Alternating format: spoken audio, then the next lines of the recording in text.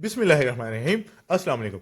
तो आज मैं आपके साथ शेयर करने वाला हूं बाकर खानी बनाने का बहुत ही आसान और परफेक्ट तरीका, जिसके साथ इसके लच्छे भी बहुत ज़्यादा होंगे और ये जायकादार भी बहुत ही ज़्यादा होगी।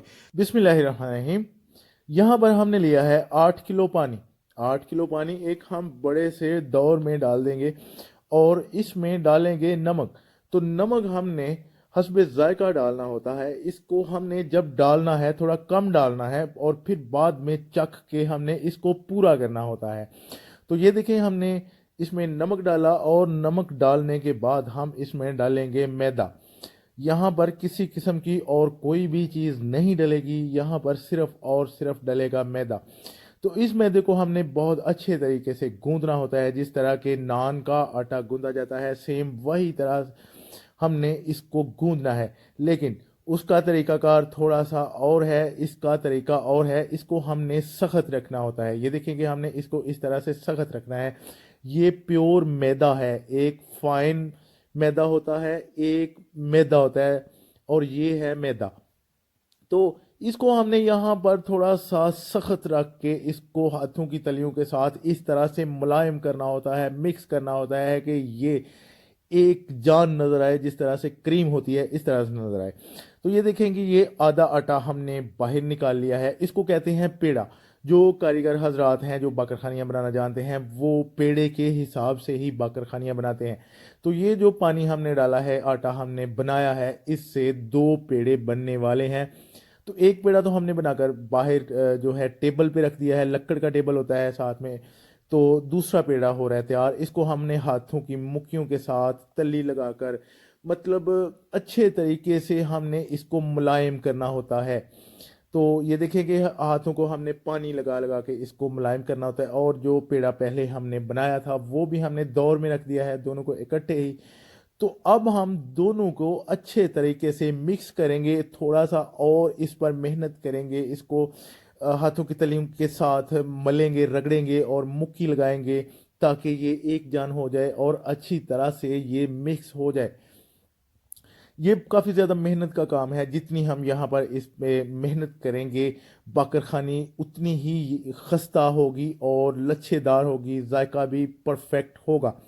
तो इसको हम यहाँ से इस तरह करके दोबारा दूसरी साइड से पानी लगाकर हाथों पर मुक्कियाँ लगाएंगे हाथों के साथ, और फिर से करेंगे अगला स्टेप शुरू। तो ये देखें कि ये हमने इस तरह काफ़ी मेहनत से इसको करना होता है। ये कमर्शियल रेसिपी है, जो तंदूरी बाकरखानी है ये उसकी रेसिपी है। ये तंदूर वाले ही बना सकते हैं। तो छुरी के साथ हमने इसको किया है अलग। तो ये आ गया जनाबे वाला बाहर। ये 2 पेड़े इसके बनेंगे। ये जो आटा हमने बनाया है इसके बनेंगे 2 पेड़े। एक पेड़ा यहाँ पर आ गया बाहर और दूसरा भी ये देखें कि इस तरह से हमने करना है। इसके साथ एक बहुत बड़ा टेबल, लकड़ी का टेबल है, इस पर हमने रखा है और ये सारा काम इस पर ही होने वाला है। तो ये आ गया है जनाबे वाला घी। ये स्पेशल बाकर खानियों का घी है, ये बेकरी का घी है और ये सालन वगैरह में इस्तेमाल नहीं होता। ये होता है पफ मार्जरीन। मार्जरीन पफ के नाम से ये मिलता है। ये क्रीम की तरह होता है। होता ये घी ही है, लेकिन ये होती क्रीम है। ये जो बेकिंग में बेकरी वाली चीज़ें होती हैं उनमें ये इस्तेमाल होता है। तो अब हमने इस घी को अच्छे तरीके से नरम करना है। ये देखें कि ये हमने यहाँ पर ऑयल डाला है इसमें। ये 2 पीस हैं। ये जो है वो पीस के हिसाब से मिलता है आपको, ये खुला मिलने वाला नहीं होता। या तो इसका कार्टून होता है, और अगर आपको थोड़ा कम चाहिए हो तो ये होता है, मतलब पीस के हिसाब से मिलता है। एक पीस शायद ये 1 किलो का होता है। तो ये दो जो हैं पीस हम इसमें डालेंगे दौर में, और इसको अच्छे तरीके से हमने इस तरह से ऑयल लगा के हाथों के साथ मसलना है कि ये बिल्कुल करीम की तरह नरम हो जाए। ये सर्दी के दिन है, सर्दी में ये काफ़ी ज़्यादा जम जाता है। तो गर्मी में तो इसका कोई मसला नहीं होता, लेकिन सर्दियों में ये जमा हुआ होता है। इसको हमने बिल्कुल जो नरम करना है। तो ये देखेंगे, ये हमने ऊपर सरसों का तेल लगाया है इसके। ये अभी भी कुछ थोड़ा सा सख्त है।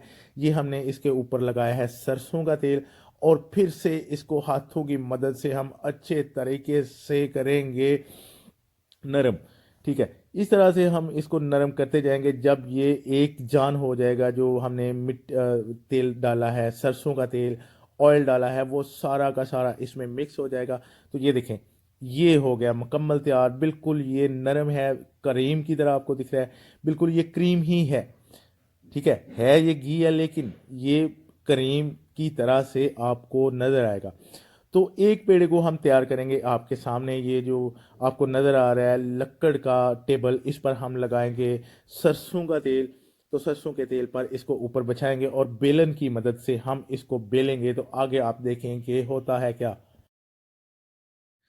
तो यहाँ पर हम लगाएंगे टेबल पर सरसों का तेल, और सरसों के तेल को अच्छी तरह से हमने सारे टेबल पर लगाना है ताकि ये जो मैदा है ये लकड़ी के साथ चिपके ना। तो अब इसको हमने बेलन के साथ अच्छे तरीके से बेलना है। तो फिर ऊपर लगानी है क्रीम, मार्जरीन पफ जो घी है। तो फिर हमने इसका करना है रोल। तो ये देखेंगे ये काफ़ी ज़्यादा मेहनत का काम है, लेकिन जितनी यहाँ पर हम मेहनत करते हैं इसका जायका भी उसी तरह से होता है। तो कोई भी काम है वो हम उस पर जितनी ज़्यादा मेहनत करते हैं वो इतना ही मज़ेदार होता है। तो ये देखेंगे ये हमने इस तरह से इसको अच्छे से बेलना है। जो मतलब रूल जो हमने एक पेड़ा किया है, पेड़े को हमने थोड़ा थोड़ा बेल कर इसके ऊपर घी लगाना है। घी लगा के हमने इसको रूल फिर से दोबारा करना है। तो ये आ गया है जनाबे वाला घी, माजरीन। तो इसको हमने हाथों की मदद से इसको लगाना है। जो हमने मैदा पहले बेला है तो फिर बनाएंगे रोल। ये देखेंगे ये इस तरह से हमने लगाना है। तो आप लोग भी अगर ये बाकर खानियाँ इस तरह से बनाना चाहते हैं तो ये बड़ा ही परफेक्ट तरीका है और ये आसान तरीका है। तो इस तरह से ट्राई करें, इंशाल्लाह आपको बहुत ही फ़ायदा होने वाला है।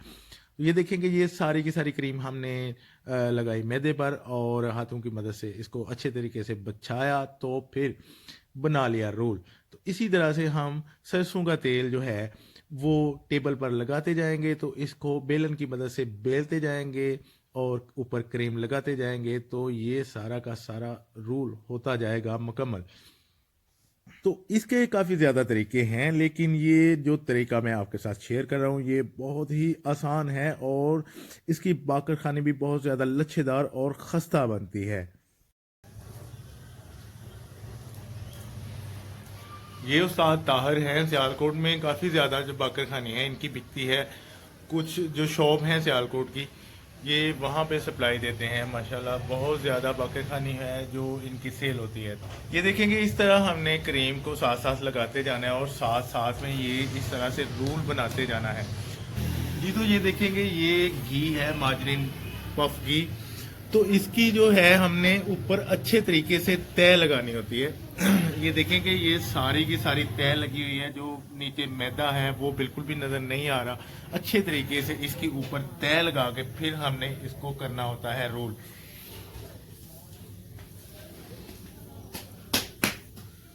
माशाल्लाह से ये चेक करेंगे ये कितने ज़्यादा लच्छे हैं। ये बहुत ही परफेक्ट तरीका है। तो यहाँ पर टेबल पर हमने फिर से लगाया है सरसों का तेल, और सरसों के तेल को अच्छे तरीके से इस तरह से हमने सारे के सारे टेबल पर लगाना होता है जी। तो टेबल पर हमने ऑयल लगाया और फिर से ये जो रूल हमने बनाया हुआ है इसको हाथों की तलियों की मदद के साथ हमने अच्छे तरीके से प्रेस करना है। तो ये देखिए कि ये इस तरह से हमने इस सारे के सारे को प्रेस कर लेना है। और आप लोगों ने वीडियो देखनी है आगे आगे जाके ये बाकर खानी किस तरह से तैयार होती है। तो मेरे ख्याल से ये काफ़ी ज़्यादा आसान और सिंपल सा तरीका है। बाकर खानी बनाने के बहुत ज़्यादा तरीके होंगे, लेकिन ये तरीका बहुत ही आसान है और बाकर खानी भी इसकी बहुत ज़्यादा लच्छेदार और मज़े वाली होती है। तो ये देखेंगे ये हमने हाथों की तलियों के साथ इसको अच्छे तरीके से प्रेस कर लेना है। और फिर अगले स्टेप में ये देखेंगे कि इसके पेड़े किस तरह से बनते हैं। तो ये हो गया जनाबे वाला प्रेस। तो अब हमने एक छुरी या कोई चाकू हमने लेना है। तो उसके साथ हमने इसके छोटे छोटे पीस करने हैं। ये आगे जनाबे वाला छुरी।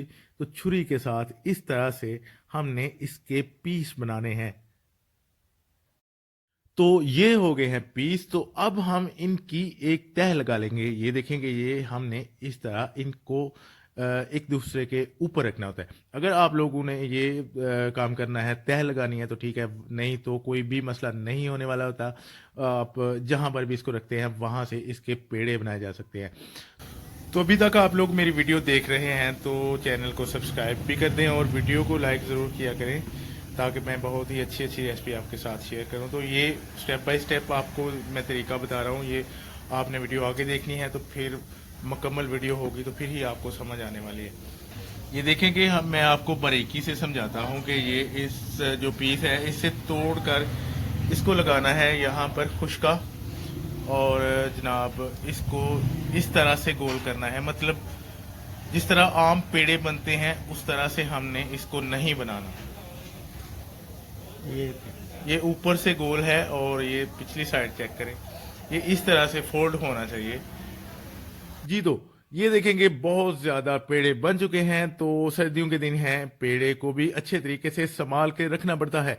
तो इनको कम से कम आधा घंटा हमने रखा है। सर्दियों के मौसम में आधे से ज़्यादा भी लग सकता है। तकरीबन 1 घंटे बाद भी आप इनको देखेंगे तो ये सख्त होंगे। हमने इनको अच्छे तरीके से नरम करना होता है। गर्मी में इसका कोई मसला नहीं होता, लेकिन सर्दी में इसको काफ़ी ज़्यादा संभाल के रखना होता है। इसके ऊपर कागज़ डालने पड़ते हैं, कपड़े डालने पड़ते हैं, फिर ही ये नरम होने वाले होते हैं। तो अब ये हो चुके हैं नरम। तो अब हमने अगला स्टेप शुरू करना है कि ये तंदूर में किस तरह से जाती है और इसकी हीट कितनी होनी चाहिए।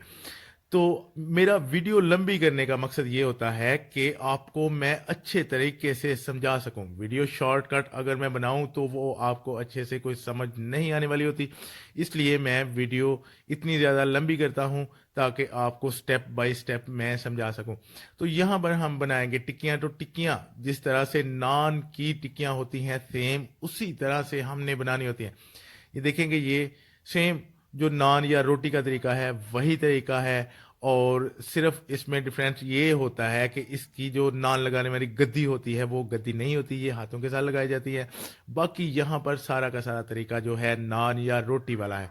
तो इसकी जो तंदूर की हीट होती है उसका भी काफ़ी ज़्यादा यहाँ पर फ़र्क होता है जी। दो अब आते हैं तंदूर पर। यहाँ पर हमने खुश्क दूध टिक्की के ऊपर लगाना होता है। खुश्क दूध पानी में अच्छे तरीके से डालकर हमने इसको मिक्स करना होता है। थोड़ा सा ये गाढ़ा ही होना चाहिए। तो तंदूर की आप हीट चेक कर लेंगे। यहाँ पर हमने इतनी सी आग रखनी है, बिल्कुल आग हमने कम रखनी है। जो नान या रोटी की आग होती है उससे हमने बहुत ही ज़्यादा कम रखनी होती है। तो ये देखें, टिक्की पर हमने खुश्क दूध लगाया। दूध को थोड़ा सा गाढ़ा रखना है ताकि इसका जायका भी हो और ऊपर कलर भी आ जाए। ये जो आपको ब्राउन कलर नज़र आ रहा है ये दूध के साथ होता है। तो ये देखेंगे माशाल्लाह से बाकर खानियाँ सारे के सारे तंदूर में लग रही हैं, और इसकी हीट का आपने ख्याल रखना है कि इतनी ज़्यादा इसकी हीट ना हो। इतनी सी हीट होनी चाहिए जिसके साथ ये मुकम्मल सारी की सारी बाकर खानी पके, लाल सुरख हो, कुरकरी हो और लच्छेदार बने। ये इतनी सी आपने गैस रखनी होती है। तो आप लोग अगर मेरी वीडियो देख रहे हैं तो आप लोगों ने मेरे चैनल को ज़रूर सब्सक्राइब करना है ताकि मैं आपके लिए बहुत ही अच्छी रेसिपीज़ लेकर आऊँ। तो ये साथ साथ में ये चेक करें कि ये मुकम्मल लाल हो रही हैं। तो ये हल्की हल्की जब ब्राउन होना शुरू हो जाएगी तो हम लोग इनको तंदूर से निकालना शुरू कर देंगे। ये मुकम्मल ब्राउन हो गई हैं तो अब इनको तंदूर से निकालना पड़ेगा। तो ये चेक करें, माशाल्लाह बहुत ही मज़ेदार और ख़ूबसूरत जो तंदूरी बाकर खानी है वो तैयार हुई है। तो ये सियालकोट में मौजूद है, माशाल्लाह से बहुत ज़्यादा इनका काम है। उस्ताद ताहर जो बाकर खानी वाले काफ़ी ज़्यादा मशहूर है, जो तंदूरों पर बाकर खानियाँ बिकती हैं। अक्सर औकात ये इनकी बाकर खानियाँ होती हैं क्योंकि ये सियालकोट में बाकर खानियाँ सप्लाई करते हैं और बहुत ज़्यादा ही सप्लाई करते हैं। तो ये होती भी बहुत ही मज़ेदार है, कुरकुरी सी होती है, लच्छेदार होती है। आप लोग इस रेसिपी को, इस तरीके को ज़रूर ट्राई करें, इंशाल्लाह ताला आपको बहुत ही मज़ा आने वाला है। तो मिलते हैं अगली वीडियो में। बहुत शुक्रिया, अल्लाह हाफिज़।